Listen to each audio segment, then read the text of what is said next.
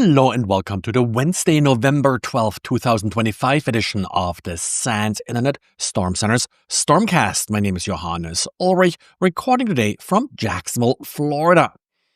And this episode is brought to you by the SANS.edu Graduate Certificate Program in Cyber Defense Operations.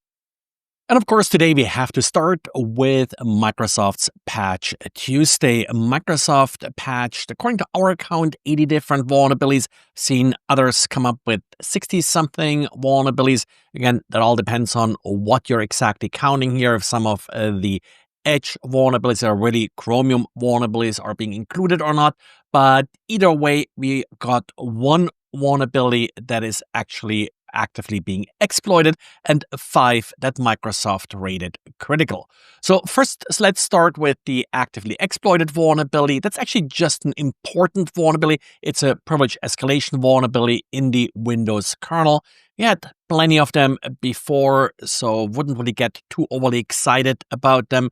They're usually parts of more complex attack chains, but by themselves, these vulnerabilities, because we had so many of them in the past, are relatively straightforward to exploit for an attacker. Looking at some of the critical vulnerabilities, we do have a remote code execution vulnerability in GDI+. The reason I emphasize this one in particular is because pretty much any image being rendered at some point goes through GDI+. So there's a huge attack surface here, and this is definitely a vulnerability that you need to watch. There was also a second, a little bit similar vulnerability, a DirectX vulnerability that Microsoft calls a privilege escalation issue, but still rates it as critical, which is a little bit unusual. Usually, privilege escalation is important, but of course, all depends on the details.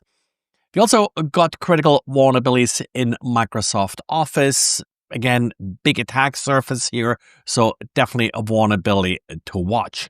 Overall, this Patch Tuesday was, I think, a little bit lighter than sort of an average Patch Tuesday, even though we did have, yes, a 0 day, but like I said, it's not really, to me at least, an exciting 0 day. And I would suggest you just apply these patches according to your vulnerability management procedure.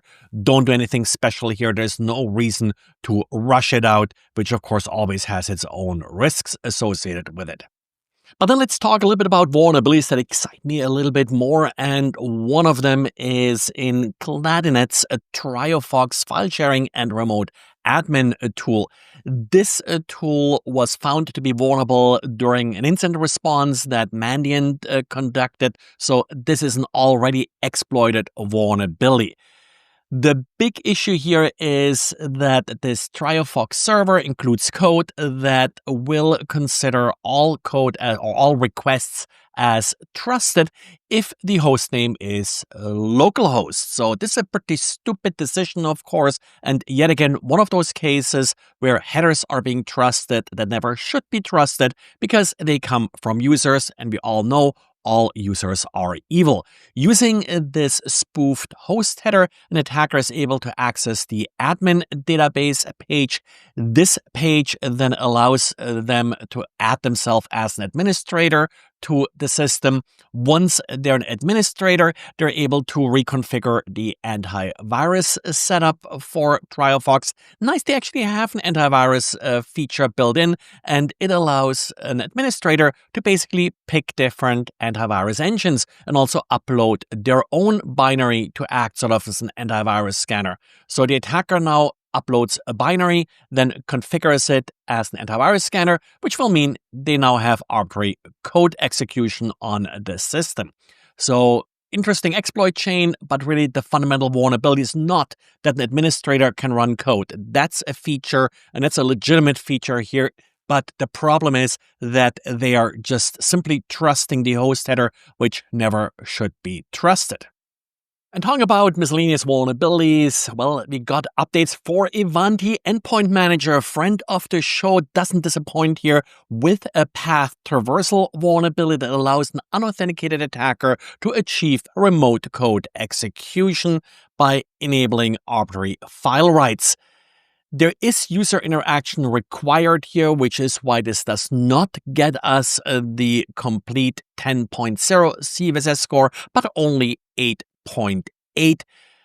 There is essentially the attacker needs to trick the user to do a malicious file import here in order for the attack to work.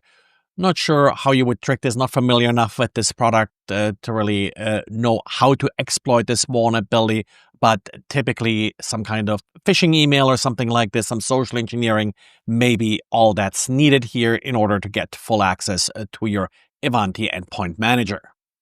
Well, and this is it for today. So thanks again for listening. Thanks for liking. Thanks for subscribing to this podcast. I think on YouTube, we just hit now 5,000 subscribers. So people are looking at the video version as well. Thanks for that, and talk to you again tomorrow. Bye.